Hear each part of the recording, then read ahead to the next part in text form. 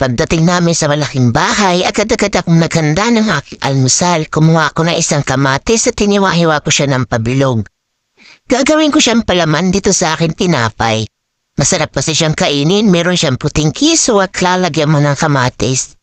So ganito yung routine ko araw-araw. Pagising ko sa umaga, hindi na ako nakakapag-almusal dahil nga pag pumapasok yung amo ko sa kanyang trabaho ay kailangan kami bumangon ng alaga ko ng maaga dahil lilipat kami sa malaking bahay.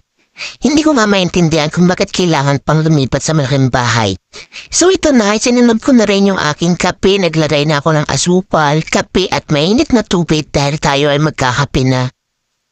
So ayan, enjoyin lang natin yung ating buhay kahit na medyo nakakapagod tuwing magbabiyahe ka araw-araw.